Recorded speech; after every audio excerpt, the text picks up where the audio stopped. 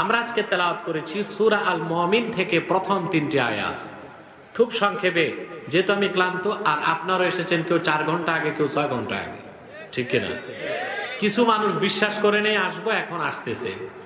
ওই দেখেন ডানে বামে চতুর্দিক থেকে লোক আসতেছে। সম্মানিত সুধী, তো যে যতটুক মেহনত করেছেন তার প্রতিদান তত বেশি হবে ইনশাআল্লাহ। আমরা খুব সংক্ষেপে সূরা আল মুমিন থেকে যে 3টি আয়াত তেলাওয়াত করেছি আমরা তা শুনবো এবং ইহকালীন কল্যাণ ও পরকালের মুক্তির জন্য দিক ও নির্দেশনা গ্রহণ করবো ইনশাআল্লাহ। আমার সঙ্গে আপনারাও পড়ুন, যেন প্রতিটি অক্ষরে নূর আল্লাহ তাআলা আমাদের সিনায় মানকুশ করে দেন। বলেন আল্লাহুম্মা আমিন।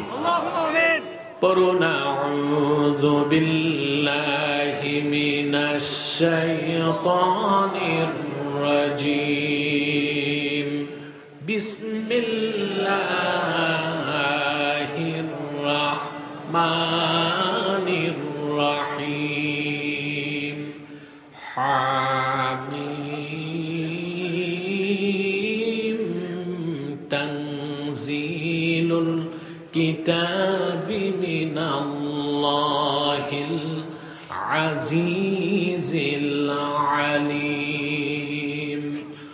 গাফিরিদ যামবি ওয়া কাবিলিত তাওবি শাদীদিল ইকাবি যিত তাওল।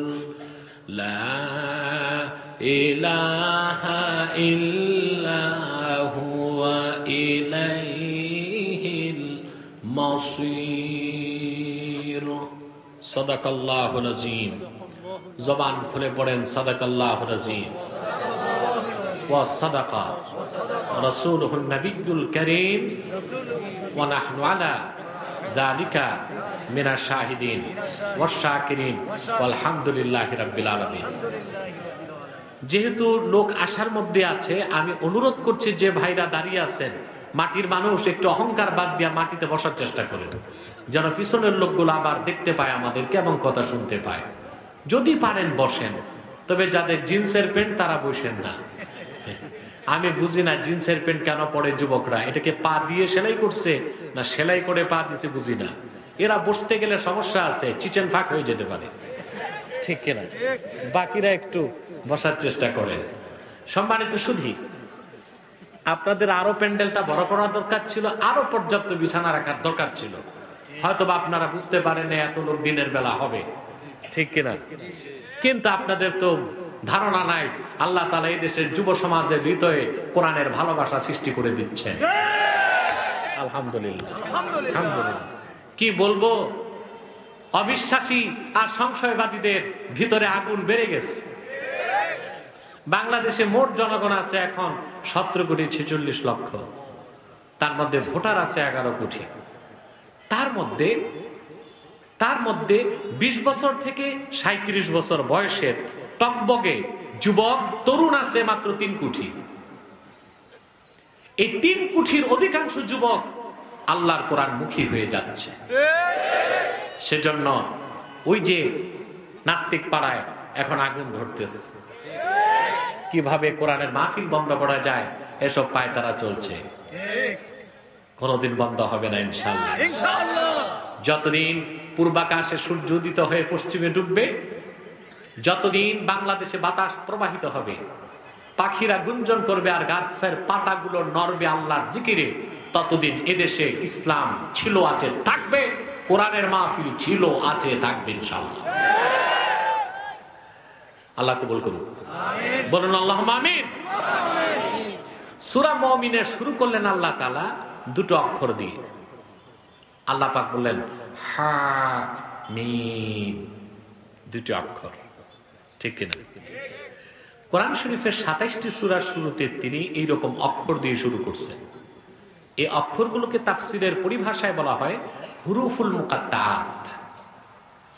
এগুলোর অর্থ মানুষ জানে না, এগুলোর অর্থ মানুষ জানে না। সব মুফাসসির লিখে দিয়েছেন আল্লাহু আ'লামু বিমুরাদিহি বিযালিক, যে হুরুফে মুকাত্তাআত গুলোর অর্থ আল্লাহ তাআলাই ভালো জানেন। কে ভালো জানেন? আল্লাহ। বান্দার জানার প্রয়োজন নেই। কিন্তু আমার একটি ব্যক্তিগত মত হচ্ছে, মতটা আমার নিজস্ব নয়, কোরআন সুন্নাহ থেকে গবেষণা করে আল্লাহ তো অবশ্যই জানেন, আল্লাহ রসুল মুহাম্মদ সাল্লাল্লাহু আলাইহি ওয়াসাল্লাম অবশ্যই জানতেন। বুঝেন নাই? যদি বলা হয় না রাসূলুল্লাহ জানতেন না, তাহলে তো বলতে হবে এই হুরুফে মুকাত্তাত গুলো অনর্থক নাজিল হয়েছে। কোরআন শরীফে একটি অক্ষরও কি অনর্থক নাজিল হয়েছে? কথা বলেন, হয়েছে? এবার দলিল নেন কোরআন শরীফ থেকে। আল্লাহ রাব্বুল আলামিন বলেন, লা তুহাররিক বিহি লিসানাকা লিতা'জালা বিহি ইন্না আলাইনা জামআহু ওয়া কুরআনা। মুহাম্মদ সাল্লাল্লাহু আলাইহি ওয়াসাল্লাম এই কোরআনকে আত্মস্থ করার জন্য আপনার নূরের জবান দ্রুত সঞ্চালন করবেন না। এই কোরআন আপনার সিনায় জমা করার দায়িত্ব আমি আল্লাহ। ফাইদা ক্বরানাহু ফাত্তাবি কুরআনা, আই ইজা ক্বরানাহু ফাত্তাবি কিরাআতাহু সুম্মা ইন্না আলাইনা বায়ানা। বরং যখন আমি আল্লাহ কোরআন নাজিল করব, আপনাকে পড়ার দরকার নাই, তাৎক্ষণিক শুধু আপনি শুনবেন। কোরআনকে আপনার সিনায় জমা করার দায়িত্ব আমি আল্লাহ, আর কোরআনের প্রতিটি অক্ষর ব্যাখ্যা করে বুঝায় দেবার দায়িত্ব আমি আল্লাহ। এই যে সুম্মা ইন্না আলাইনা বায়ানা, এই হা জমিরের মারজা হচ্ছে কোরআন, অর্থাৎ পুরা কোরআন আল্লাহ তার রাসূলকে ব্যাখ্যা করে বুঝাই দিয়েছেন। সুবহানাল্লাহ। কোরআন কতটুকু? বিসমিল্লাহর বা থেকে মিনাল জিন্নাতি ওয়ান নাসে সিন পর্যন্ত প্রতিটি বাক্যের, প্রতিটি শব্দের, প্রতিটি অক্ষর হলো কোরআন। আর পুরা কোরআন যদি আল্লাহ তার রাসূলকে ব্যাখ্যা করে বুঝায় থাকেন, তাহলে আলিফ লাম মিম ইয়াসিন তাহা হা মিম এই হুরুফে মুকাত্তাত গুলোর অর্থ কি তার রাসূলকে জানান নাই? জি, জানেন। তাহলে নিশ্চয়ই আল্লাহ তাআলা জানেন, আল্লাহ তার রাসূল সাল্লাল্লাহু আলাইহি ওয়াসাল্লামকে জানিয়েছেন, ঠিক কিনা? হুরুফুল মুকাত্তাআত, এই যে ইয়াসিন, আলিফ লাম মিম, আলিফ লাম রা, তা হা, কাফ হা ইয়া আইন সাদ, সূরা মুমিনে হা মিম, এগুলোর ব্যাপারে খুব তাত্ত্বিক চমৎকার যুক্তি নির্ভর ব্যাখ্যা করেছেন ইমাম বাইজাবি। কে করেছেন? সাইড টক বন্ধ করো, সাইড টক চলবে না। ইমাম বাইজাবি কে করেছেন? মাতো আমি আগে বলেছি আমি ক্লান্ত, আমাকে চলতে তোমাদের বেকআপ লাগবে, ঠিক কিনা? আমি আলোচনা করলে যদি বুঝতে না পারি আমি মাহফিলে আছি না কবরস্থানে আছি, তো কেমন হবে? ইমাম বাইজাবি হুরুফে মুকাত্তাতের ব্যাখ্যায় বলেছে, তাহাদ্দাল্লাহু সুবহানাহু ওয়া তাআলা বিহুরুফিল মুকাত্তাআত বিকুফফারে কুরাইশ। এই যে অক্ষরগুলো শুধু অক্ষর না, এটা কোরআন। আর এই অক্ষরগুলো দিয়েও আল্লাহ তাআলা মক্কার কুরাইশ কাফেরদেরকে চ্যালেঞ্জ করেছেন।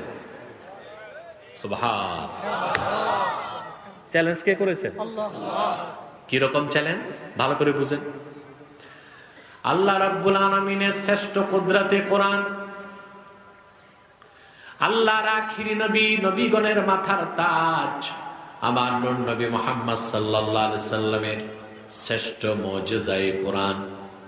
সেজন্য ১৫০০ বছর আগে যারা কোরআন শুনতো, তারাই ইসলামের সুশীতল ছায়াতলে আশ্রয় নিয়ে নিত। বড় মজার কথা, যারা ইসলামকে গ্রহণ করে নাই, আবু জেহেল, আবু লাহাবের মতো কাফের, তারাও সারা রাত জেগে জেগে রাসূলুল্লাহ নূরের জবান থেকে কোরআন শুনে রাত কাটায় দিত। আল্লামা আব্দুর রব দানাপুরী রাহমাতুল্লাহি আলাইহি আসাহুস সিয়ারের মধ্যে লেখেন, Abu Jahl, Utba, Shaiba, Mughira, Abul Bukhtari, মহিলাদের মধ্যে হেন্দা এবং উম্মে জামিল সারা রাত অপেক্ষায় থাকতো, শেষ রাতে অপেক্ষা করত আল্লাহর হাবিব কখন কাবার চত্বরে যাবেন, কখন তিনি কোরআন তেলাওয়াত করবেন। অপেক্ষায় থাকতো তারা। রাসূলুল্লাহ যখন কাবার চত্বরে কোরআন তেলাওয়াত করতেন, সারা রাত জেগে জেগে আবু জেহেল, আবু লাহাব কোরআন শরীফ শুনতো আর তাদের কলিজাটা ঠান্ডা করে নিত।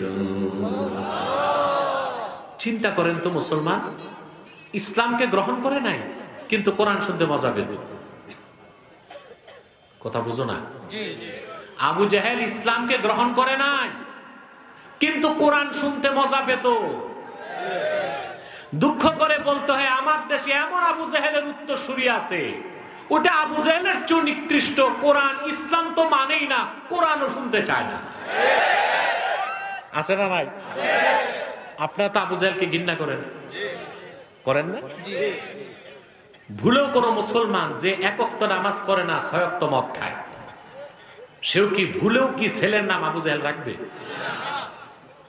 আজে বাজে নাম রাখে, কন্যা বন্যা, হকিস্টিক, ব্যালিস্টিক, জুতা, স্যান্ডেল, এসব নাম রাখে।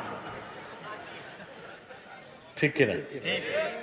আপনাদের এদিকে কোথায় এসেছিলাম বহু আগে, এক লোক কালেকশন করতেছে, বক্তা, আমি বসে আছি, এক লোক দাঁড়াইছে, আমি 1000 টাকা দেবো, নাম কি বলে? ঝাড়ু। কি নাম? ঝাড়ু। আরে মানুষ আশরাফুল মাখলুকাত নাম রাখছে ঝাড়ু, জুতার স্যান্ডেলর নাম রাখতেছে এখন। ঠিক কিনা? চিন্তা করেন, আজে বাজে নাম রাখে, কিন্তু আবু জেহেল নাম রাখে না। আবু জেহেলকে মানুষ এতটা ঘৃণা করে, সেই আবু জেহেলও ইসলামকে গ্রহণ করে নাই, আল্লাহর কোরআন শুনতে মজা পাইত। সেজন্য আমি বলবো, আমার দেশে যারা আল্লাহর কোরআনের আওয়াজ বরদাস্ত করতে পারে না, তারা আবু জেহেলের চেয়ে নিকৃষ্ট জাহান্নামের কীট ছাড়া আর কিছু হতে পারে না। কোরআনের আওয়াজ তাদের বরদাস্ত হয় না। ঠিক কিনা বলেন? তো রাসূলুল্লাহ সাল্লাল্লাহু আলাইহি ওয়াসাল্লামের কাছে সাহাবায়ে কেরাম যারা কোরআন শুনতেন তারাই মুসলমান হয়ে যেতেন। কুরাইশ যারা কোরআন শুনতেন তারাই মুসলমান হয়ে যেতেন। মুসলমানের সংখ্যা বাড়তে লাগলো। সুবহানাল্লাহ। কাফেররা বসলো, চিন্তায় পড়ে গেছে, যেভাবে যদি মুসলমান বাড়তে থাকে তা এক সময় তো বাপদাদার ধর্মের কোনো অস্তিত্ব থাকবে না। তো কিতাবে এসেছে কাফেরদের একটা পার্লামেন্ট ছিল, কাফেরদের, আবু জেহেলের কি ছিল? ওটার নাম হচ্ছে দারুন নাদওয়া। কি নাম? কথাগুলো মনে রাখবেন। কি নাম ছিল? দারুন নাদওয়া।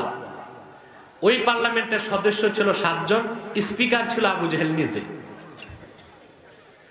ইসলামের বিরুদ্ধে, রাসূলুল্লাহ সাল্লাল্লাহু আলাইহি ওয়াসাল্লামের বিপক্ষে, ইসলামের বিপক্ষে, মুসলমানের সাহাবায়ে কেরামের বিপক্ষে যত পরামর্শ চক্রান্ত, এটা হয়তো দারুন নাদওয়ায়। সভাপতিত্ব করত কে? আবু জেহেল। তারা সব বসছে, একত্রিত হয়েছে যে এইভাবে যদি কোরআনের প্রচার চলে আর মুসলমানের সংখ্যা বাড়তে থাকে, তা আমাদের ধর্মের অস্তিত্ব তো আর খুঁজেও পাওয়া যাবে না। যাবে? এবার তারা সিদ্ধান্ত নিল মানুষকে কোরআন থেকে দূরে সরাও। কিভাবে? তোমরা চতুর্দিক প্রচার করে দাও এই কোরআন শরীফ আল্লাহ রসুলের কাছে জিন এসে শোনায়। নাউজুবিল্লাহ বলবেন না? আবার বললো এগুলো মুহাম্মদ সাল্লাল্লাহু আলাইহি ওয়াসাল্লাম নিজেই রচনা করেন, তিনি বলেন, সাহাবীগণ লেখেন। নাউজুবিল্লাহ। আল্লাহ রাব্বুল আলামিন মক্কার কাফেরদের জবাবে চ্যালেঞ্জ ঘোষণা করলেন। প্রথম চ্যালেঞ্জ, কুল ইন জিতামাআতিল ইনসু ওয়াল জিন্নু আলা আন ইয়াতু বিমিথলি হাযাল কুরআন লা ইয়াতুনা বিমিথলিহি ওয়ালাউ কানা বা'দুহুম লিবা'দিন যাহিরা। আল্লাহ রাব্বুল আলামিন চ্যালেঞ্জ ঘোষণা করলেন, মুহাম্মদ সাল্লাল্লাহু আলাইহি ওয়াসাল্লাম আপনি ঘোষণা করুন, আমার পক্ষ থেকে চ্যালেঞ্জ দিন, তামাম পৃথিবীর সমস্ত মানুষ আর জিন যদি ঐক্যবদ্ধ হয়ে যায় একটি মাত্র এজেন্ডা বাস্তবায়ন করার জন্য, আর তা হলো আমার কোরআনের মতো একটি কিতাব তারা তৈরি করে আনবে। আল্লাহ রাব্বুল আলামিন বলেন, কিয়ামত পর্যন্ত তারা জিন আর মানুষ যদি পরস্পরকে সাহায্য করে, তারপরও আমার কালামুল্লাহ কোরআন কারীমের মতো একটি কিতাব আনতে পারবে না। পেরেছে তারা? ১৫০০ বছর পার হয়েছে, কেউ পেরেছে? জোরে বলেন, পেরেছে? এখনো কেউ পেরেছে? কিয়ামত তক পারবে? এরপর আসলো আল্লাহর পক্ষ থেকে দ্বিতীয় চ্যালেঞ্জ। আল্লাহ রাব্বুল আলামিন দ্বিতীয় চ্যালেঞ্জ করলেন, আম ইয়াকুলুনা ইফতারাহু কুল ফাতু বিআশরি সুওয়ারিন মিথলিহি মুফতারায়াত। আল্লাহ পাক বললেন, তারা বলে মুহাম্মদ সাল্লাল্লাহু আলাইহি সাল্লাম কোরআন নিজে রচনা করেছে। মুহাম্মদ সাল্লাল্লাহু আলাইহি সাল্লাম আপনি কাফেরদেরকে চ্যালেঞ্জ করুন, তাহলে তো আরবি ভাষা তোমরাও জানো, কোরআনের মতো কোরআন দরকার নাই, কোরআনের 10টি সূরার মতো সূরা এনে দেখাও তো দেখি। কাফেররা কি পেরেছে? জোরে বলতে হবে। এরপরে আসলো আল্লাহর পক্ষ থেকে তৃতীয় চ্যালেঞ্জ। আল্লাহ পাক বলেন, ইন কুনতুম ফি রাইবিন মিম্মা নাযালনা আলা আবদিনা ফাআতু বিসূরাতিন মিন মিথলিহি ওয়াদউ শুহাদাআকুম মিন দুনিল্লাহি ইন কুনতুম সাদিকিন। আল্লাহ পাক বললেন, তোমরা যারা আমার বান্দা মুহাম্মদ সাল্লাল্লাহু আলাইহি সাল্লামের উপর অবতীর্ণ কোরআনকে সন্দেহ করো, কোরআনের মতো কোরআন দরকার নাই, 10টি সূরার মতো সূরাও দরকার নাই, কোরআনের একটি সূরার মতো সূরা এনে দেখাও তো দেখি। কথা শুনতেছেন? ওয়াদউ শুহাদাআকুম মিন দুনিল্লাহ। সেক্ষেত্রে তোমরা শুধু আরবীরা না, যত তোমাদের বন্ধু বান্ধব আছে সারা দুনিয়ায়, পণ্ডিত, দার্শনিক, কবি, সাহিত্যিক, প্রজ্ঞাশীল, ইন্টেলেকচুয়াল পারসন যত আছে আরবে, আরবের বাইরে, ইয়ামানে, শামে, সিরিয়ায়, দামেস্কে, হাবাসাতে, মিশরে, সবাইকে ডাকো, সাহায্য নাও, তারপর আমার কোরআনের একটি সূরার মতো সূরা তৈরি করে আনো তো দেখি। এই চ্যালেঞ্জের মোকাবেলা কেউ করতে পেরেছে? জোরে বলতে হবে। এখনো কেউ পেরেছে? কিয়ামত পর্যন্ত পারবে? এবার আসলে আল্লাহর পক্ষ থেকে চতুর্থ চ্যালেঞ্জ। ইমাম নুরউদ্দিন হালাবি রাহমাতুল্লাহি আলাইহি সিরাত হালাবিয়াতে লেখেন, ১৫০০ বছর আগে মক্কা মুকাররমায় একটা মেলা হতো জাহিলি যুগে, যে মেলার নাম ছিল উকাজ মেলা। কি নাম? মেলাটা নিছক মেলা ছিল না, ওখানে উট, দুম্বা এগুলো বিক্রি হতো, খেজুর বিক্রি হতো, পাশাপাশি সাহিত্য চর্চা হতো। আর আমাদের দেশে সভ্যতার দাবিদার আমরা কি করি? মেলার নামে যত জুয়া, বদমাশিয়া, শয়তানি চালু করি। মেলার নামে কি হয় গেল? এই যে বৈশাখী মেলার নামে কি করে? জুয়া খেলে, ঠিক কিনা? ডিজে পার্টি হয়, নৃত্য হয়, হিন্দুয়ানি সংস্কৃতির চর্চা করি আমরা। তো মেলা না, এটা শয়তানের খেলা হয়ে যায়। আর সেই জাহিলি যুগে যাদেরকে আমরা বলতাম জাহিলি যুগের মানুষ, তারাও মেলাতে সাহিত্য প্রতিযোগিতা করত, সারা বছর কবিতা লিখত, উকাস মেলায় কাবার দেওয়ালে টাঙ্গায় দিত। আর বড় বড় কবি সাহিত্যিকরা সারা দুনিয়া থেকে একত্রিত হয়ে বিচার করত কার কবিতা সেরা। তখন তারা ঘোষণা করত বর্ষ সেরা কবি ও কবিতার নাম। আল্লাহর হাবিব হযরত আলীকে বললেন, আলী, ওরা তো আল্লাহর একটি চ্যালেঞ্জের মোকাবেলা করতে পারে নাই, পারবে না। আল্লাহ হুকুম করেছেন কোরআন শরীফের সবচেয়ে ক্ষুদ্রাকৃতির সূরা হলো সূরা কাউসার। জোরে বলেন, কি নাম? 3 আয়াতের সূরা কাউসার। আল্লাহর হাবিব হযরত আলীকে বললেন, তুমি কাগজের মধ্যে লিখে, চামড়ার মধ্যে লিখে কাবার দেওয়ালে টাঙ্গায় দাও, আর ঘোষণা করে দাও কোরআনের মতো একটি কিতাব দরকার নাই, 10টি সূরার মতো সূরাও দরকার নাই, একটি সূরার মতো সূরাও দরকার নাই। সূরা কাউসারে 3টি আয়াত আছে, নিচ থেকে আল্লাহর কোরআনের মতো একটি আয়াত তৈরি করে নিচে লিখে বেজোর সূরাটারে কাফেরেরা জোর বানায় দাও তো দেখি।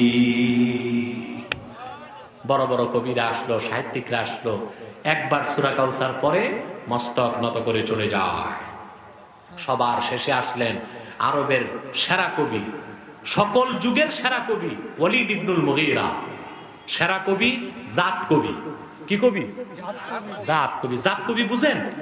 যাদের কবিতায় 2টা জিনিস থাকে, ছন্দ এবং ভাব। বুঝেন ভাই? ছান্দসিকতা আর ভাষার অলংকার ও ঝংকার যখন কবিতায় থাকে, ওই কবির নাম জাত কবি। আপনারা বইতে অনেক কবিতা পড়েন, এর কোনো অর্থ নাই, পড়েন না আপনারা স্কুলে পড়ছেন না? ওই দেখা যায় তাল গাছ, ওই আমাদের গা, ওইখানেতে বাস করে কানা বুগির চা।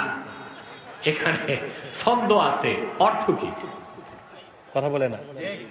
এরপর পড়ছেন আপনারা হাট্টি মাটি ঘোড়ায় পারে ডিম, এর কোন অর্থ নাই, ছন্দ আছে। বাল্যকাল থেকে মিথ্যা শিখলেন যে ঘোড়ায়ও ডিম দেয়, ঠিক কিনা? কথা বলেন। কি দরকার মিথ্যা দিয়া বাংলা সাহিত্য শিখাতে হবে? আমাদের শিক্ষা ব্যবস্থায় যে কি রকম ক্যান্সার লাগছে আপনারা তো জানেন না। যারা ইংরেজিতে অনার্স করতেছেন, ইংরেজি কবিতা দেওয়া হয়েছে দ্য থিওরি অফ ট্রিনিটি, তৃত্ববাদ। নাউজুবিল্লাহ বলেন। একটা শিরকি মতবাদ, এটা খ্রিস্টানদের একটা বিশ্বাস, তাদের ধর্মীয় কনসেপ্ট তৃত্ববাদ। এই তৃত্ববাদের কবিতা পড়ানো হচ্ছে কেন? বাংলাদেশি ইংরেজি সাহিত্যে কবিতা পড়ানোর উদ্দেশ্য কি? ইংরেজি সাহিত্যের ব্যুৎপত্তি দেওয়া না খ্রিস্টান ধর্মের প্রচার করা? আমি জানতে চাই। এভাবে আমাদের জোর দাবি তুলতে হবে, প্রাইমারি থেকে বিশ্ববিদ্যালয় পর্যন্ত এমন কোন একটি সাবজেক্টে এমন একটি লেসনকে মেনে নেওয়া হবে না যা কোরআনের সাথে দ্বন্দ্ব সৃষ্টি করে, হাদিসের সাথে দ্বন্দ্ব সৃষ্টি করে, ঠিক কিনা বলে? তার মধ্যে সবচেয়ে মারাত্মক কুফরি মতবাদ হচ্ছে বিজ্ঞান বইতে দ্য থিওরি অফ এভলিউশন, বিবর্তনবাদ, বানর থেকে মানুষ।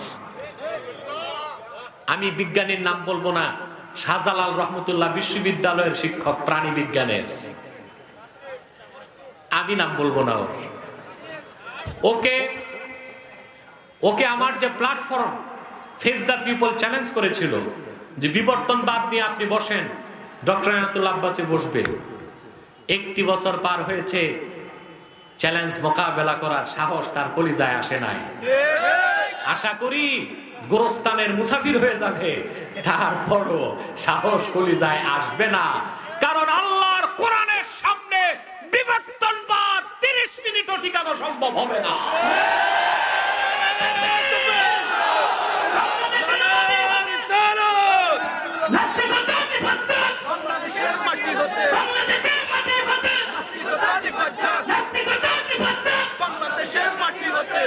প্রিয় ভাই বন্ধুগণ, এই নাস্তিকটা হযরত শাহজালালের নামে বিশ্ববিদ্যালয়ের বিরোধিতা করেছিল। গোটা সিলেটের শাহজালালের উত্তরসূরিরা মাঠে নেমেছিল। ফুলতলির মরহুম পীর সাহেব রহমতুল্লাহ তখন আন্দোলনের ডাক দিয়ে মাঠে নেমেছিল, মনে আছে আপনাদের? তীব্র আন্দোলনের মুখে নাস্তিক লেজ গুটায় পালাইছে। হযরত শাহজালালের নাম কাটতে পারে নাই, কাটতে পারবে না।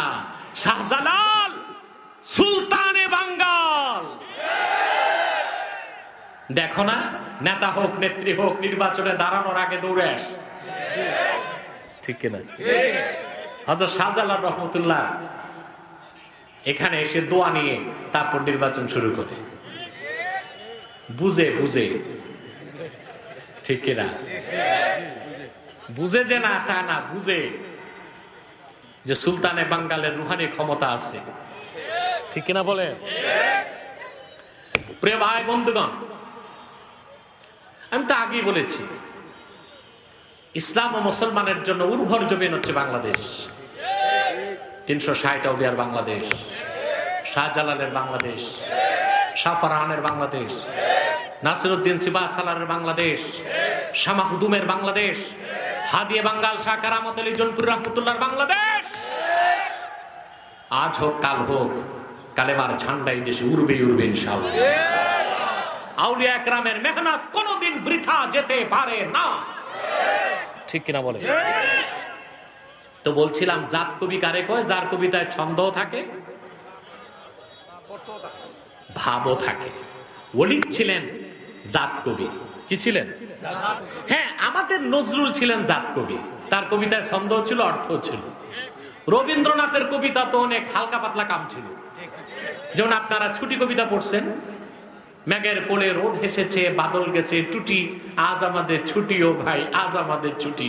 রবীন্দ্রনাথ যে কি ঘোড়ার ডিমটা লিখছে আমি তো বুঝি নাই। নজরুলের কবিতায় ছিল অর্থ। নজরুল এমন কবিতাও লিখে গেছে যা পড়লে জিকির করার মতো সওয়াব হয়। এরকম কবিতা পড়ছেন নজরুলের? নজরুল লিখেছেন, আমি যদি আরব হতাম ওই মদিনারই পথ, সে পথে মোর হেঁটে যেতেন নূর নবী হাজরাত। সুবহানাল্লাহ, কি ইশকের আগুন ছিল তার কলিজায়। সুবহানাল্লাহ। এই কবিতা পড়লেও তো সোয়াব, শুনলেও সোয়াব, শোনাইলেও সোয়াব, ছন্দও আছে, ভাবও আছে, ইমানের আওয়াজও আছে। এই সব কবিতাগুলো বাদ দিয়া কিসের আমরা পুরি হাট্টি বাটি ঘোড়ায় পারে ডিম, ওই দেখা যায় তাল গাছ, ওই আমাদের গান। আমাদের তো উচিত শিক্ষা, সংস্কৃতি, সাহিত্য শিখবো, সাথে সাথে আমরা আমাদের ইমান আকীদাকে মজবুত করব। শুধু শিক্ষানীতির নীতিটা একটু ইতিবাচক করলেই হয়, নেতিবাচক নীতি বাদ দিয়া কি করলে হয়? ইতিবাচক করলেই হয়। আমরা আলেমরা, আমরা ইসলামপন্থীরা, আমাদের যাদেরকে মৌলবাদী বলো তোমরা, আমাদের তো এতটুকু দাবি। কথা বলেন না? আমরা বলছি আমাদেরকে শিক্ষা কমিশনের চেয়ারম্যান বানাও, শিক্ষামন্ত্রী বানাও। আমরা কি বলছি? নীতিটা নেতিবাচক বাদ দিয়ে ইতিবাচক করো, ঠিক কিনা? কথা বুঝতেছেন? প্রিয় ভাই বন্ধুগণ, ওয়ালিদ বিন মুগীরা আসলো, সে সূরা কাউসার পড়তে লাগছে, আরবের সেরা কবি। সে পড়তে লাগলো, ইন্না আ'তাইনাকাল কাউসার। পারেন আপনারা? জবান খুলে পড়েন, ইন্না আ'তাইনাকাল কাউসার ফাসাল্লি লিরাব্বিকা ওয়ানহার ইন্না শানিআকা হুয়াল আবতার। নিস্তব্ধ হয়ে দাঁড়ায় আছে ওয়ালিদ। কি লিখবে চতুর্থ লাইনে? তার মন মস্তিষ্ক অবশ হয়ে গেছে, তার হাত অচল হয়ে গেছে, তার কণ্ঠ রুদ্ধ হয়ে গেছে। পরিশেষে মস্তক নত করে চতুর্থ লাইনে লিখে দিল, লাইসা হাযা মিন কালামিল বাশার। বেশক কোনো সন্দেহ নাই, এটা কোনো মানুষের বাণী নয়, আল্লাহ রাব্বুল আলামিনের বাণী। চ্যালেঞ্জ গেল কয়টা? সুবহানাল্লাহ বলবেন? কাফেররা পরাজিত হয়েছে, ঠিক কিনা? এখন পর্যন্ত সবাই পরাজিত, কিয়ামত তক সবাই পরাজিত, ঠিক কিনা? এবার আসলে আল্লাহর পক্ষ থেকে পঞ্চম চ্যালেঞ্জ। কয় নাম্বার চ্যালেঞ্জ? প্রতিটি ভাষা লেখার জন্য এবং বলার জন্য প্রধান উপাদান হচ্ছে অক্ষরমালা। কি? অক্ষর ছাড়া ভাষা বলা যায়? লেখা যায়? আরবি বলেন, ইংরেজি বলেন, ফ্রান্স, ডাচ, উর্দু, হিব্রু, ফার্সি, বাংলা, যে কোনো ভাষা বলার জন্য, লেখার জন্য কি লাগবে? জোরে মাতো না ভাই। এটা ছাড়া কথা বলা যাবে? লেখা যাবে? সুবহানাল্লাহ। এই যে ভাষা, কথা বলেন, এটা আল্লাহর দান। আপনারা তো বাঙালি, কাজের চেয়ে বেশি কথা বলেন, এই জন্য ভাষার যে কি দাম তা আপনারা জানেন না, ঠিক না? আপনার মনে করেন ঠোঁট দুইটা ঘষলেই তো কথা হয়, এত সহজ নাই। কথার জন্য আল্লাহর পক্ষ থেকে মারাত্মক সিস্টেম সেট করা আছে, প্রোগ্রাম করা আছে। সুবহানাল্লাহ। কথা জাগে মনে, কোথায় জাগে? কথাটা সাজায় মস্তিষ্ক। মনের কথা ঠোঁটে আনার জন্য বাহন হলো বাতাস। ফুসফুস থেকে বাতাস পাম্পিং হয়। আল্লাহ তাআলা গলার মধ্যে একটি ডিভাইস রেখেছেন যার নাম ষড়যন্ত্র। সুবহানাল্লাহ বলবেন না? মনে কথা জাগে, মাথা কথাটাকে সাজায়, ফুসফুস বাতাসটাকে পাম্পিং করে ষড়যন্ত্রের মাধ্যমে আপনার মনের ভাষাটা দুই ঠোঁটের ঘর্ষণে অক্ষরে রূপ নিয়ে ভাষায় পরিণত হয়ে যায়। আরে মুসলমান, কথা যিনি দিলেন, ভাষা যিনি দিলেন, তার কৃতজ্ঞতা তোমরা আদায় করো না। ভাষা শহীদদের স্মরণে ফজর নামাজ বাদ দিয়া 21 ফেব্রুয়ারি নগ্ন পায়ে ফুল নিয়া এই বেদিতে যাইয়া প্রস্তর পূজা করো। এটা না করে বরং ফজর নামাজের পর দোয়া করে আল্লাহর কাছে বলো, আল্লাহ যারা ভাষার জন্য জীবন দিয়েছে তাদেরকে ইমানদার যারা জান্নাত দাও। এটা উচিত না? ভালো কাজটা না করে আমরা পোষা কাজটা করি। ধীরে ধীরে আস্তে আস্তে আমাদের সংস্কৃতি চেঞ্জ করতে হবে ইনশাআল্লাহ। কি বলেন আপনারা? ভাষা আল্লাহর দান। আরে ভাই, আপনারা বাঙালি কথা বেশি বলেন, ঠিক কিনা? জানেন না কথা যে কি জিনিস। একটা বুলেটে যেই কাজ না হয়, 2 লাইন কথায় সেই কাজ হয়। আমার একটা গল্প মনে পড়ছে, এক প্রেমিক প্রেমিকার, বলবো? এগুলি শুনতে মজা পান আপনার। তবে আমি নিছক আনন্দ দেবার জন্য বলছি না, বুঝার জন্য বলছি। কথা বুঝতে পারছেন? এক যুবক এক মেয়েকে পছন্দ করেছে। এখন মেয়েটিকে দুর্বল করার জন্য সে অনেক টাকা খরচ করছে, শাড়ি, চুড়ি, কসমেটিক্স, পারফিউম, দামি দামি বিদেশি রেসিপি, বুঝলেন? তারপরে মেয়েটিকে রাজি করার জন্য তার বাবা মা আত্মীয় স্বজন সবাই শুধু টাকা খরচ করছে, কাজ হয় না। ওর এক বন্ধু একদিন যুবককে বুদ্ধি দিল, দেখো এই মেয়ের মন খুব শক্ত, তোমার এই জারি জুরিতে কাজ হবে না, তুমি তাকে ইমোশনাল ব্ল্যাকমেল করো। কি করো? বললো ইমোশনাল ব্ল্যাকমেল কিভাবে করব? বলে মেয়েরা কবিতা পছন্দ করে, কবিতার মাধ্যমে তাকে প্রেমের আবেদন করো। বলে তা আমি তো বাংলাতে কবিতা লিখতে পারবো। বলে না, বাঙালি মেয়েরা কবিতা বাংলা পছন্দ করে না, ওরা হিন্দি শোনে। তুমি একটা উর্দুতে কবিতা বানাও তাকে নিয়ে। ও বলে আমি তো উর্দু জানি না। বলে যাই একটা ভাঙ্গা চোরা বানাও না, 2 লাইনের একটা কবিতা বানাও। খুব চিন্তা করে 2 লাইনের একটা কবিতা বানাইছে। তারপর সে তার প্রেমিকাকে বলতেছে, কি বলতেছে শুনবেন?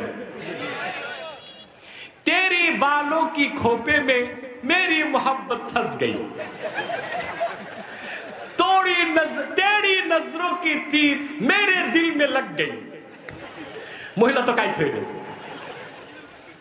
এই শাড়ি চুরি কসমেটিক কাজে আসে নাই, ভাঙ্গা চোরা 2 লাইনের কবিতা কাজ হয়ে গেছে।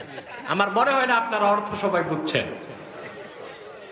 হ্যাঁ, অনেকে বুঝছেন, কারণ আমি জানি তো আপনারা হিন্দি গান শুনেন। আস্তাগফিরুল্লাহ আল-আযীম। গান বাদ্য শুনবেন না, ওই খারাপ গান বাদ্যের নেশা জাগলে ইসলামী সঙ্গীত শিল্পীদের গজল শুনবেন, হাম শুনবেন, নাচ শুনবেন। পৃথিবীতে বিখ্যাত গায়ক আছে যারা হামনাদ করেছে।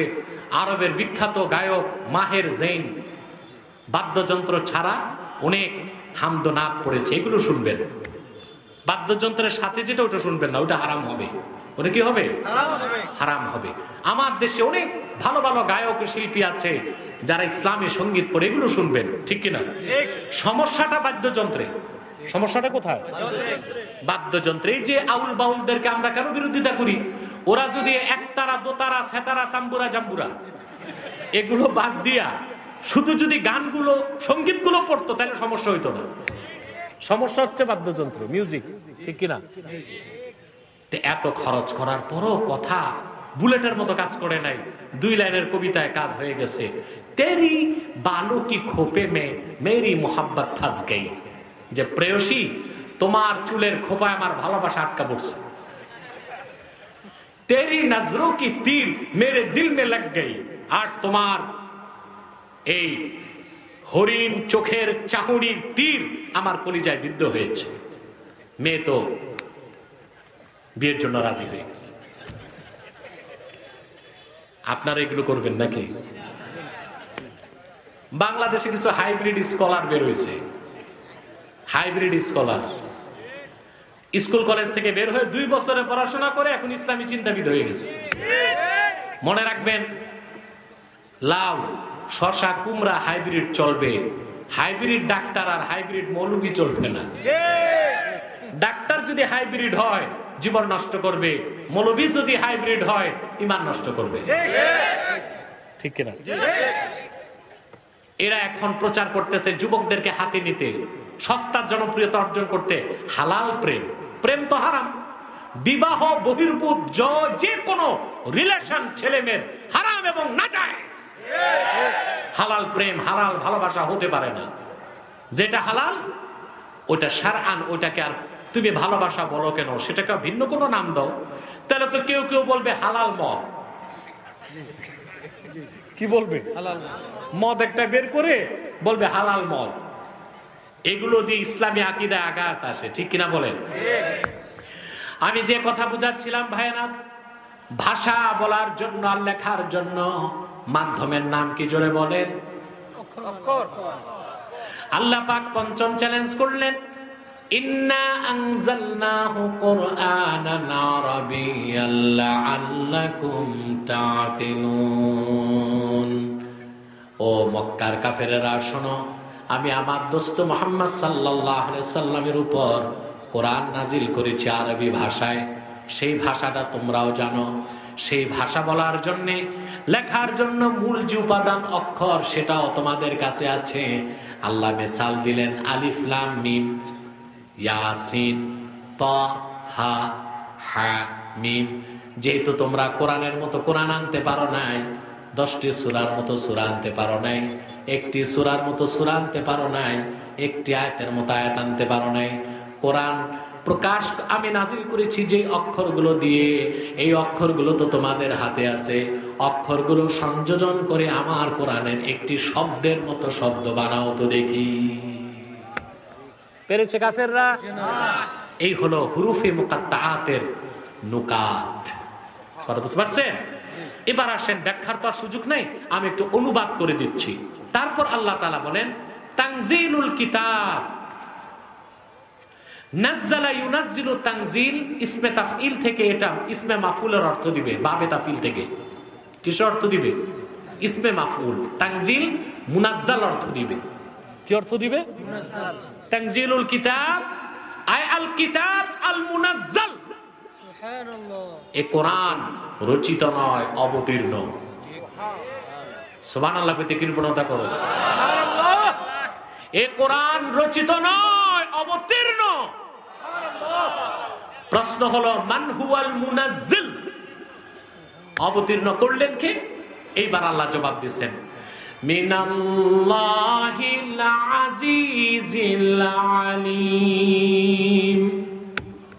কোরআন অবতীর্ণকারী হলেন আল্লাহ। কোন আল্লাহ? যিনি আজিজ, যিনি আলীম।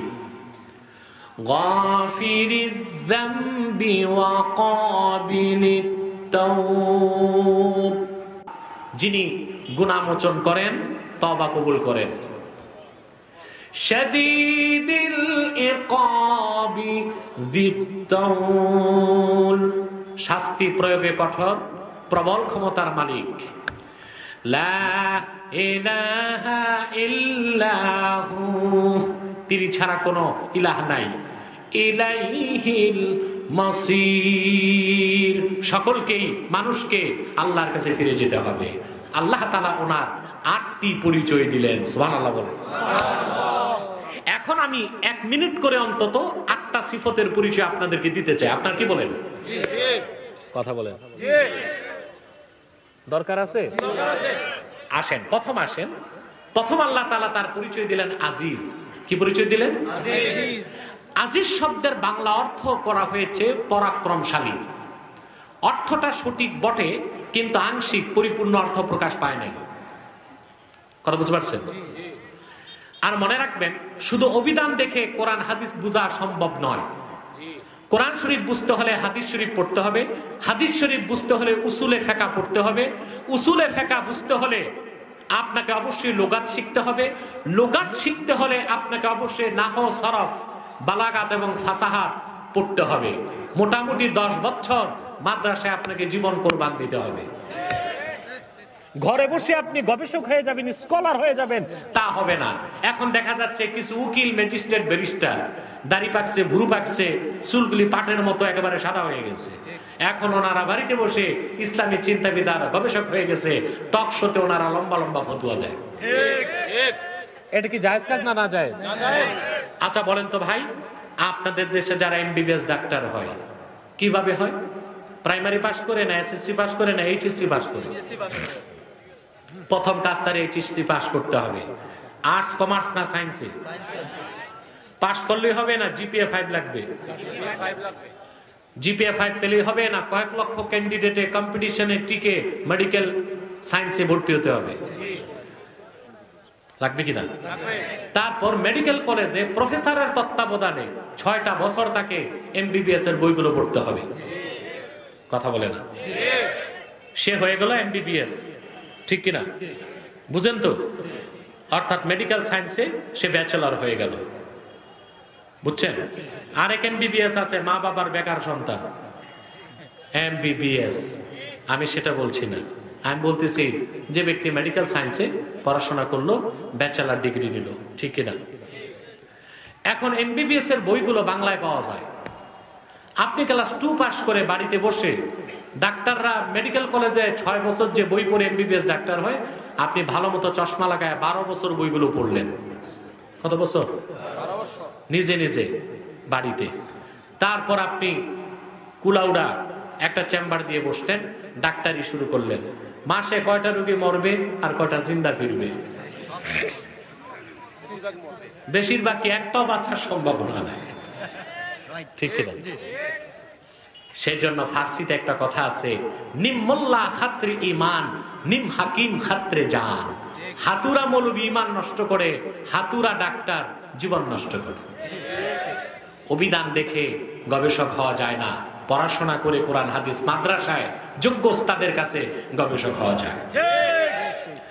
আজিজ শব্দের অনুবাদ করা হয়েছে পরাক্রমশালী, অর্থটা সঠিক কিন্তু পূর্ণাঙ্গ নয়। আজিজ শব্দের ব্যাখ্যা করতে যে আল্লামা ফখরুদ্দিন রাজি তাফসীর কবিরে লেখেন, আল আজিজ আল্লাযী লা ইউজাদু লাহু মিসলুন। আজিজ বলা হয় সেই মহান সত্তাকে যার কোনো মেসাল নাই, যার কোনো সাদৃশ্য নাই, আকাশেও নাই জমিনেও নাই। তার মানে সকল আকারের স্রষ্টা আমার আল্লাহ রাব্বুল আলামিন নিরাকার। আমাদের মধ্যে কিছু আহলে হাদিস ভাই থাকতে পারে, এখানে না থাকলেও এলাকায় থাকতে পারে, ঠিক কিনা? এই ভাইদের একটা বিভ্রান্তি হচ্ছে যে তারা প্রচার করে আল্লাহ তাআলার আমাদের মতে হাত পা আছে। এটা একটা শিরকি আকীদা। এটা কি আকীদা? অবশ্যই আল্লাহর চেহারা আছে, হাত আছে, কদম আছে, কিন্তু আমাদের মতো বলা যাবে না। কথা বলেন না। চেহারার কথা আল্লাহ কোরআনে বলেছেন, ওয়ায়াবকা ওয়াজহু রাব্বিক। হাতের কথা বলেছেন, ইয়াদুল্লাহি ফাওকা আইদিহিম। কিন্তু আল্লাহর হাতের অর্থ আমাদের মতোই হাত হবে না। কথা বলে না। মৌলভীবাজারে এক লোক আরেক লোককে হত্যা করলো, কথা উঠেছে সমাজে যে এখানে আব্বাসীর হাত আছে, তার মানে মৌলভীবাজারে আমার 18 ইঞ্চির হাতটা গেছে, তার মানে আমার প্ল্যান প্রোগ্রাম সেখানে আছে, ঠিক কিনা?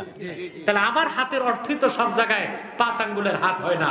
মহান আল্লাহ সকল চিন্তার ঊর্ধ্বে, ওনার হাতের চিন্তা তোমার মতো ক্ষুদ্র মানুষের হাতের সাথে কিভাবে করো? এ তো শুধু শিরক নয়, আল্লাহর আরশচুম্বী মর্যাদার বিরুদ্ধে চরম পর্যায়ের বেয়াদবি ছাড়া আর কিছু নয়। আজিজ শব্দের ব্যাখ্যায় ইমাম রাজি লেখেন, ওয়াকাদ ইত্তাফাকাল উলামাউ মিন উম্মতি মুহাম্মাদিন সাল্লাল্লাহু আলাইহি ওয়াসাল্লাম আন্নাল্লাহ আযজা ওয়া জাল্লা মুনাজ্জাহুম মিনাল জিসমে। উম্মতে মুহাম্মাদের সকল আলেম একমত, আমার আল্লাহ তাআলা দেহ থেকে পবিত্র এবং ঊর্ধ্বে। সুবহানাল্লাহ বলবেন না? সকল সদৃশ্য এবং আকারের স্রষ্টা আমার আল্লাহ রাব্বুল আলামিন নিরাকার। সেই জন্য আল্লাহ তার নিজের পরিচয় দিয়েছেন আজিজ। মাথায় ঢুকছে? আর একটু বুঝেন, ইমাম আবু হানিফা রাহমাতুল্লাহ সুন্দর ব্যাখ্যা করছেন। ইমাম আজম ইমামে আবু হানিফা বলেন, ফালাহু ওয়াজহুন লাইসা কা উজুহিনা ওয়ালাহু ইয়াদুন লাইসা কা আইদিনা ওয়ালাহু রিজলুন লাইসা কা আরজুলিনা লাইসা কামিসলিহি শাই। আমার আল্লাহর চেহারা আছে, আমাদের মতো চেহারা নয়। আমার আল্লাহর হাত আছে, আমাদের মতো হাত নয়। আমার আল্লাহর কদম আছে, আমাদের মতো কদম নয়। তাহলে কি রকম হাত আছে? কামা ইয়ালিকু বিশানিহি, আমার আল্লাহর যেই রকম হাত থাকা দরকার ওই রকমই হাত আছে।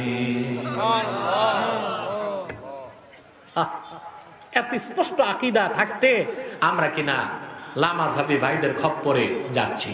যুবকরা সাবধান হও, এই মিঠা মিঠা কথায় বিভ্রান্ত হয়েও না। ওরা তো মধুর সাথে বিষ মিশায়া তোমার আকীদা নষ্ট করে দিবে। কোরআন হাদিসের আর কোন বয়ান না, শুধু মালহামার বয়ান। তৃতীয় বিশ্বযুদ্ধ কবে হবে? ইমাম মাহদী 2031-এ আসবে, এই সব কথাবার্তা বলে মানুষের মধ্যে সংশয় সৃষ্টি করা হচ্ছে। বেলা শাক ইমাম মাহদীর প্রকাশ ঘটবে কিয়ামতের আগে, তবে তারিখ ঘোষণার কোনো অধিকার আমার আপনার নাই। বেলা শাক ঈসা আকাশ থেকে নামবে এবং দাজ্জালকে হত্যা করবে, তারিখ আমার আপনার জানা নাই। বেলা শাক তৃতীয় বিশ্বযুদ্ধ হবে, চতুর্থ বিশ্বযুদ্ধ হতে পারে, কবে হবে তা আমার আপনার জানা নাই। ঠিক কিনা? এই বয়ানগুলোর উদ্দেশ্য হচ্ছে যুবকদেরকে হাতে নিয়ে সস্তা জনপ্রিয়তা অর্জন করা, আর এই মিঠা মিঠা কথা দিয়ে যুবকদের আকীদা নষ্ট করা। আমাদেরকে সজাগ হতে হবে, সচেতন হতে হবে।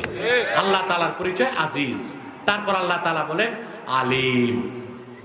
কি বলেছেন? চেঞ্জ করে দাও, আলিম। মানুষ যখন ইলম শিখে তখন তাকে বলা হয় আলেম। কি বলা হয়? কারণ তার ইলমটার সম্পর্ক যুগের সাথে, জমানার সাথে। কিসের সাথে? শিশুকালে ইলম থাকে না, পরিণত বয়সে ইলম অর্জন হয়। বয়স যত বাড়ে ইলম বাড়ে, বয়স যখন শেষ প্রান্তে ইলম আর থাকে না। ঠিক কিনা বলেন? এই জন্য মানুষ ইলম শিখলে আলেম হয়, কিন্তু আমার আল্লাহ তিনি নিজে তো যুগের স্রষ্টা, সময়ের আবর্তনকারী। ওনার ইলমের সাথে যুগের কোনো সম্পর্ক নাই। ওনার ইলম যেমন ছিল তেমন আছে, তেমন থাকবে, সেই জন্য ওনার নাম আলিম। তারপর আল্লাহ তাআলা বলেন গাফিরিদ যামবে ওয়া কাবিলিত তাওবে। আল্লাহ, আমার আল্লাহ, তিনি গুনাহ মোচনকারী, তিনি তওবা কবুলকারী। আহারে মুসলমান, এই কথার ওজন তো বুঝো নাই। যদি বুঝতা তো হৃদয় উজাড় করে সুবহানাল্লাহ বলতা। গাফিরিদ যামবে ওয়া কাবিলিত তাওব। আমার আল্লাহ তিনি গুনাহ মোচনকারী এবং তিনি তওবা কবুলকারী। সুবহানাল্লাহ। এখন এখানে একটা প্রশ্ন আসে, গুনাহ মোচনকারী বললেই তো হতো, আবার তওবা কবুলকারী কেন বললেন? আর তওবা কবুলকারী বললেই হতো, গুনাহ মোচনকারী কেন বললেন? আমার আল্লাহ রাব্বুল আলামিন শুধু বান্দার গুনাহ মোচন করেন না, গুনাহ মোচন করলে আমলনামা খালি হয়ে যায়। তিনি রহমান, তিনি গুনাহ মোচন করে ওই জায়গায় 10 থেকে 700 গুণ সওয়াব দিয়ে ভরপুর করে দেন। সেই জন্য নিজের পরিচয় দিয়েছেন তিনি গুনাহ মোচনকারী, তিনি তওবা কবুলকারী।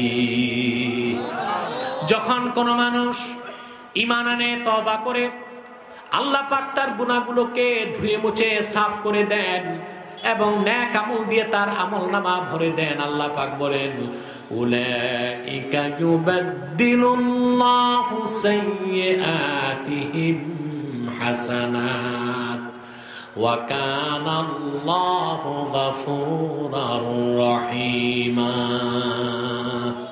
আল্লাহ পাক যখন তওবা কবুল করেন, গুনাহ বদল করে সওয়াব দিয়ে দেন। এই যে তিনি গুনাহ মোচন করেন, এই জন্য তিনি গাফিরুজ যাম। আবার তিনি তওবা কবুল করে বান্দার সম্মান বাড়ায় দেন, এই জন্য তিনি কাবিলুত তাওব। সুবহানাল্লাহ বলেন। একজন মুমিন তওবা করে নাই, তার যে মর্যাদা, গুনাহ করার পর একজন মুমিনের তওবা কবুল হলে তার মর্যাদা আরো বেড়ে যায়। সুবহানাল্লাহ, সুবহানাল্লাহ। যুবকরা তওবা করবা? কথা বলে না। আজকে এই মেসেজটা নিয়ে বাড়ি যাব, তওবা করতে হবে। নিরাশ হয় না যুবক বন্ধু, তুমি যতই গুনাহ করেছো চিন্তা নাই, নামাজ পড়ো নাই, রোজা রাখো নাই, হজ করো নাই, যাকাত দাও নাই, তুমি লাম্পট্য করেছো, জিনা করেছো, ব্যভিচার করেছো, তুমি ড্রাগ অ্যাডিক্টেড, নেশাগ্রস্ত, কোনো চিন্তা নাই। তুমি ওয়ারেন্ট অফিসার আসার আগে জামিন নিয়ে না। সে ওয়ারেন্ট অফিসারের নাম জানো তোমরা? থানা থেকে আসবে। ওই ওয়ারেন্ট অফিসার কার? দুনিয়াতে ওয়ারেন্ট অফিসার আসলে হাতে পায়ে ধরে কোন রকম বাঁচার সুযোগ আছে, কিন্তু আল্লাহর ওয়ারেন্ট অফিসার যখন এসে যায়, কোন ধর্ণা দিলে, কোন দোহাই দিলে বাঁচার সুযোগ নাই, অ্যারেস্ট হয়ে যেতে হবে। ঠিক কিনা বলেন? তাহলে তুমি গুনাহ করছো তাতে সমস্যা নাই, ওয়ারেন্ট অফিসার আসার আগে তুমি আল্লাহর কাছ থেকে জামিন নাও, অর্থাৎ তওবাটা কবুল করায় নাও, তোমার সব মাফ হয়ে যাবে। আল্লাহর হাবিব ইরশাদ করেছেন ইন্নাল্লাহা ইয়াকবালু তাওবাতাল আবদে হাত্তা লাম ইউগারগির। বান্দার মৃত্যুর যন্ত্রণা শুরুর আগ পর্যন্ত আল্লাহ রাব্বুল আলামিন তার তওবা কবুল করে থাকে। তুমি নিরাশ হবা কেন? তুমি তো আল্লাহর বান্দা, আর আল্লাহর পেয়ারা নবী মুহাম্মদ সাল্লাল্লাহু আলাইহি ওয়াসাল্লামের পেয়ারা উম্মত। জান্নাত তো আল্লাহ তৈরি করছেন তোমার জন্য, জান্নাত তো অপেক্ষা আছে তোমার জন্য। গুনাহ করছো, চিন্তা নাই, জীবনের তরে তওবা করে ভালো হয়ে যাও। রাজি আছেন? তুমি আর কত গুনাহ করছো? সহিহ মুসলিমে এসেছে, ইন্না রাজুলাম মিন বানি ইসরাঈল কাতালা 99 ইনসানা। বনি ইসরায়েলের এক লোক 99টা মানুষকে খুন করছে। এই বসো, এরা আউলিয়া কেরাম, ওনাদের মুনাজাত লাগে না। একটি লোক দাঁড়াবার চেষ্টা করো না। এই বিরাট মাজমা একসাথে মুনাজাত করে গুনাহ মাফ করে আমরা ময়দান ছাড়বো ইনশাআল্লাহ। আল্লাহ কবুল করুক, বলুন আল্লাহুম্মা আমিন। বসে আছো মজা পাও না, যারা দাঁড়ায় আছে ঘন্টার পর ঘন্টা। এই জন্যই মনে বলে বাঙালি সুখে থাকলে ভূতে কি লাগে। প্রবাদটা ঠিক আছে তাইলে? প্রিয় ভাই বন্ধুগণ, কয়টা খুন করছে? আচ্ছা, এইরকম খুনি বাংলাদেশে আছে? জি না, নাই। আমাদের নারায়ণগঞ্জের একটা কলঙ্ক আছে 7 মার্ডার, কিন্তু 99 খুনি বাংলাদেশে নাই। বনে ইসরায়েলের ওই লোক খুন করছে 99টা। এবার আল্লাহর ভয়টা অন্তরে আসছে, আহারে আল্লাহকে আমারও মাফ করতে পারে। গেছে এক দরবেশের কাছে, বনে ইসরায়েলের, যে বলো দরবেশ আমি 99টা খুন করছি, আল্লাহকে আমার তওবা কবুল করবেন? দরবেশের তো এলেম নাই, শুধু সুফিগিরি আছে। কয় না না না, তোর মতো পাপীর কি আবার তওবা আছে নাকি? হাদিস সাক্ষী তরবারি বের করে বলে তা 99টা থেকে লাভ কি, সেঞ্চুরি পুরা করি দিছে জবাই করি, 100 কমপ্লিট, 100। এবার তার ভিতরে আবার ভয় আসছে, শুনছি আল্লাহ রহমান রাহিম, মাফ তো করতেও পারেন। গেছে এক বড় ইসরায়েলের আলেমের কাছে, যে কয় ভাই গেলাম দরবেশের কাছে, মাফ হবে না শুনে সেঞ্চুরি পুরা করছি, এখন তুমি ঠিক ঠিক বলো আমার তওবা আছে নাকি? বনি ইসরায়েলের আলেম বললেন, আল্লাহর বান্দা তোমার মতো পাপীও যদি তওবার 2টা শর্ত পূরণ করতে পারো, আল্লাহ তোমারে শিশুর মতো নিষ্পাপ করে দিবেন। প্রথম শর্ত, তোমারে গুনাহ ছাড়তে হবে। সে বলল আমি গুনাহ ছেড়ে দিলাম। দ্বিতীয় শর্ত, তুমি খারাপ মানুষের এলাকায় বসবাস করো, ঘর বাড়ি ছেড়ে ভালো মানুষের এলাকায় তোমার হিজরত করতে হবে। সে বলল এই মুহূর্তে আমি বাবা মা আত্মীয় স্বজন বাড়িঘর সব ছাড়লাম, আল্লাহর পথে রওনা হয়ে গেলাম। সহিহ মুসলিম সাক্ষী, ভালো মানুষের এলাকায় ঢুকতে তার শিবরান 1 বিঘত বাকি, ওয়ারেন্ট অফিসার চলে আসছে। নাম কি? মালাকুল মউত। মালাকুল মউত। মালাকুল মউতের আবার 2 দল ফেরেশতা। বদকারের রূহ নেয় আযাবের ফেরেশতা, নেককারের রূহ নেয় রহমতের ফেরেশতা। 2 দল ফেরেশতা কারাকারি শুরু করছে ওই ব্যক্তির রূহ নিয়ে। যারা নেককারদের রূহ নেয় ওই সব ফেরেশতা বলল, মালাকুল মউত লোকটি তো তওবা করছে, তার গুনাহ তো মাফ, রূহ আমাদেরকে দাও, সে জান্নাতে যাবে। আযাবের ফেরেশতারা বলল, মালাকুল মউত তার তওবার শর্ত পূরণ হয় নাই, এখনো 1 বিঘত বাকি আছে, রূহ আমাদেরকে দাও। মালাকুল মউত বলল, ফেরেশতারা চুপচাপ দাঁড়ায় থাক, আমি রব্বুল আলামিনের কাছ থেকে ফয়সালা নিয়ে আসি। মালাকুল মউত চলে গেলেন সিদরাতুল মুনতাহায়। আল্লাহ পাককে প্রশ্ন করলেন, আল্লাহ কি সমাধান করব?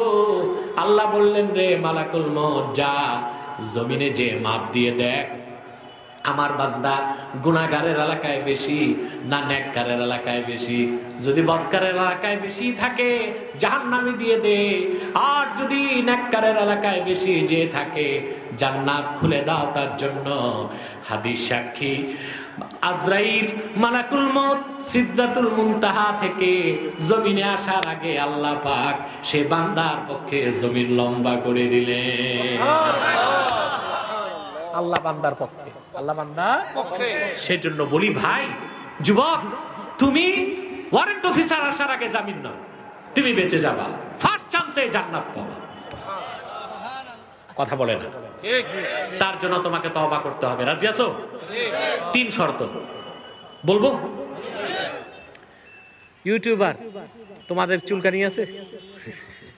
একটু শান্তভাবে বসো। তোমরাও যদি ইয়াজুজ মাজুজের কাজ করো, আমি কথা বলি কেমন করে। অনেকক্ষণ যাবত বসে আছে তো, ওদেরও জিন্সের প্যান্ট, এই জন্য সমস্যা হচ্ছে, আমি বুঝতে পারছি।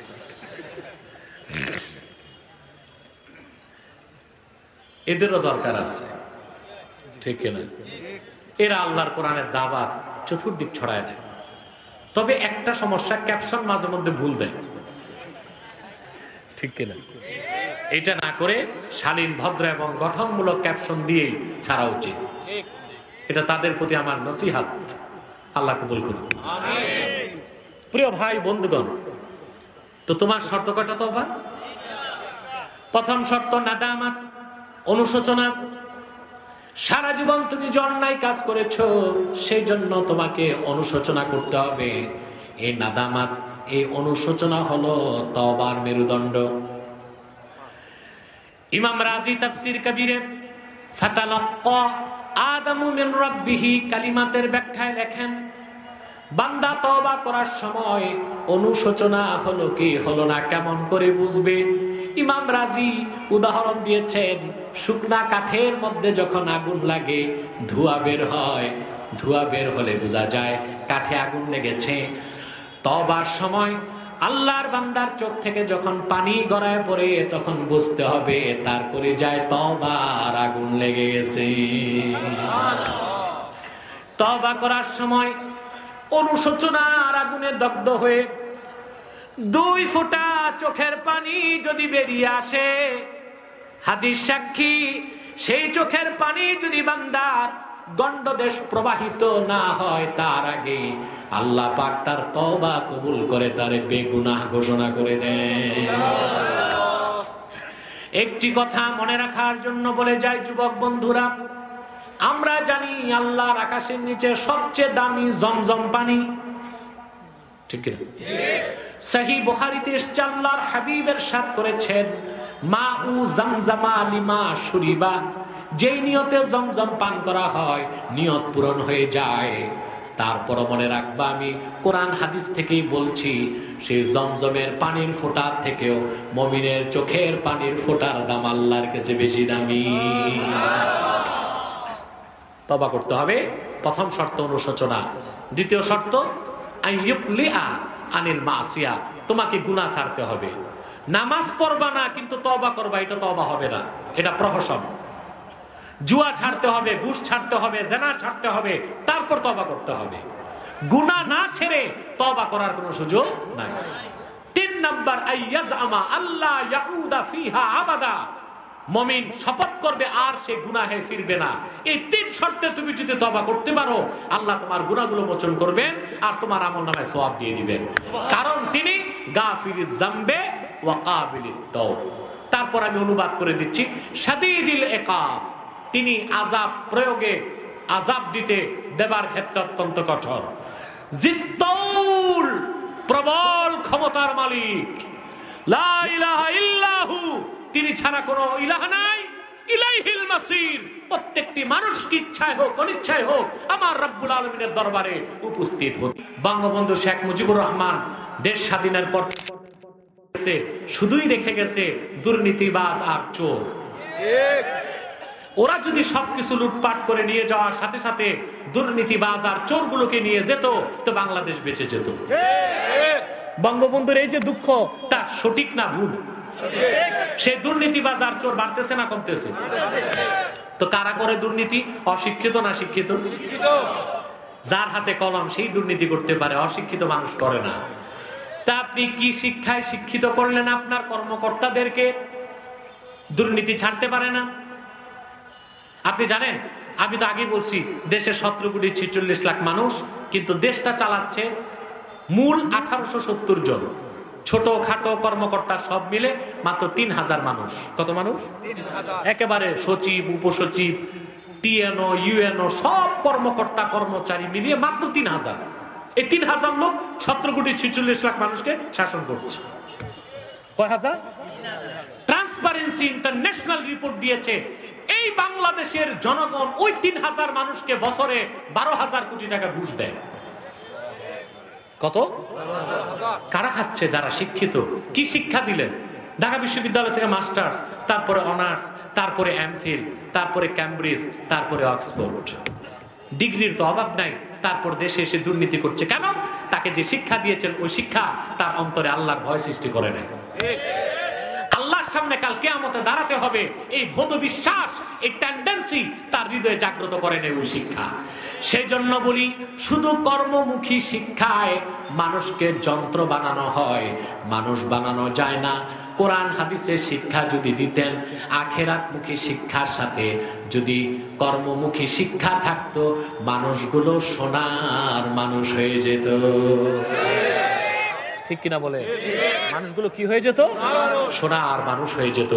আমরা আল্লাহর সামনে আমাদেরকে দাঁড়াতে হবে, সেই বিশ্বাস যদি আমাদের অন্তরে প্রগাঢ়ভাবে গেঁথে যায়, তাহলে কখনো আমাদের দ্বারা চুরি, চামারি, জেনা, ব্যভিচার, নেশাগ্রস্ত হওয়া, তারপরে অন্যায়ভাবে মানুষের সীমানা দখল করা, ক্ষেত দখল করা, জুলুম করা, নির্যাতন করা, এগুলো কোনোদিন সম্ভব হতো না। ঠিক কিনা বলে?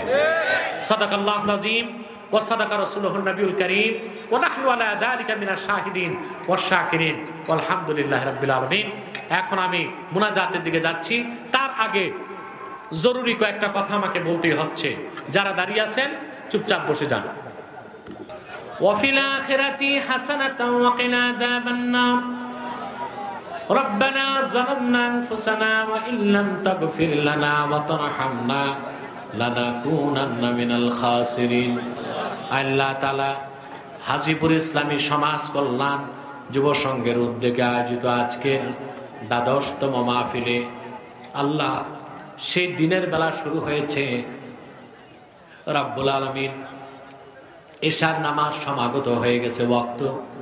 হাজার হাজার নেককার বান্দা তোমার বয়ান শুনেছে। রব্বুল আলামিন দুটো হাত তুলেছে মুনাজাতে। পর্দার আড়ালের মা বোনেরাও আছে।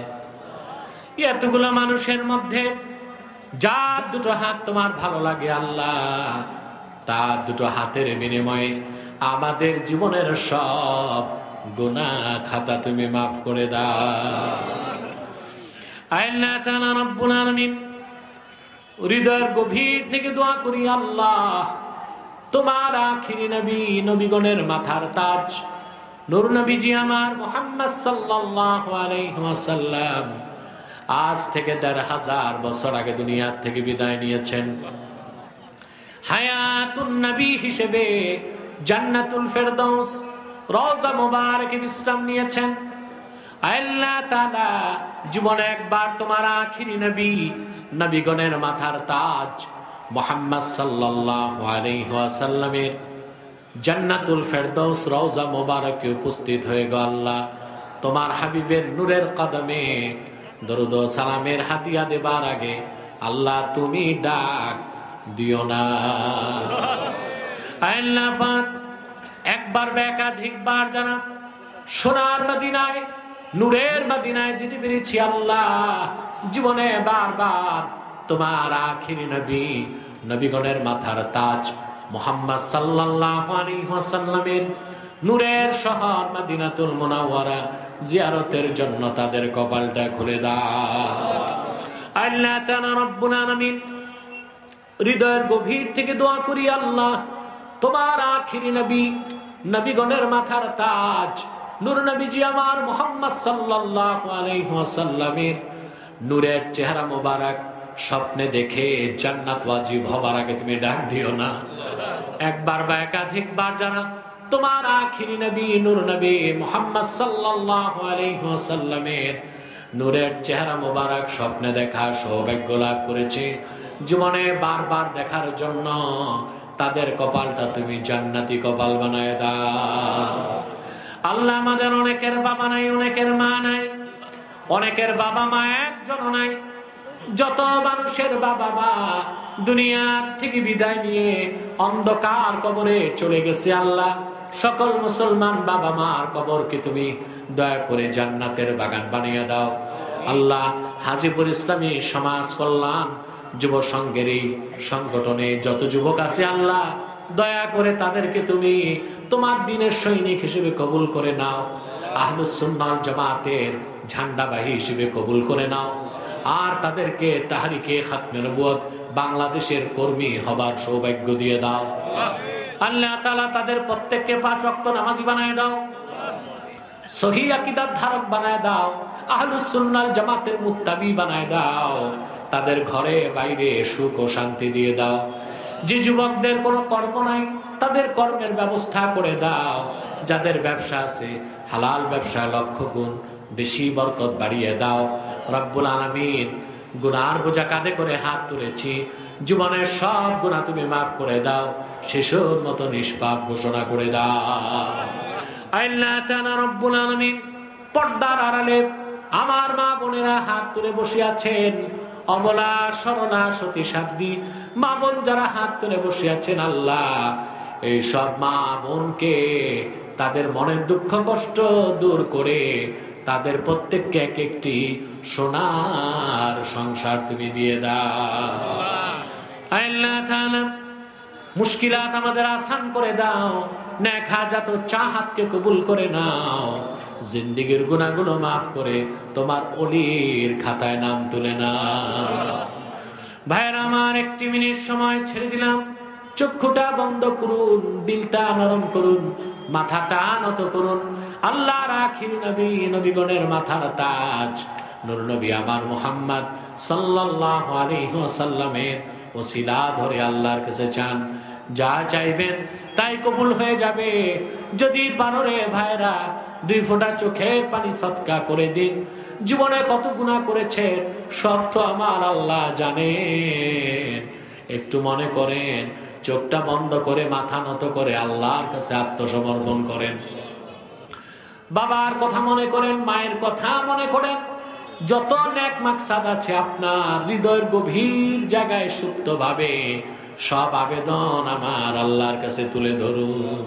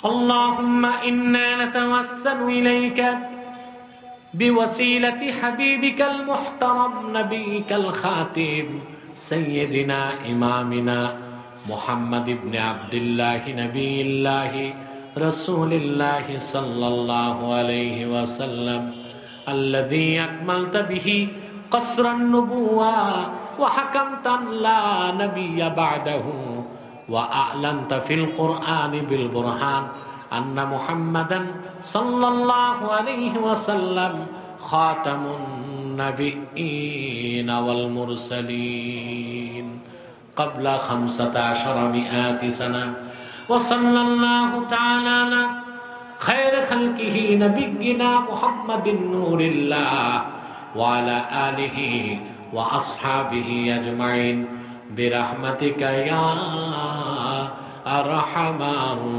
الراحمين السلام عليكم ورحمة الله تعالى وبركاته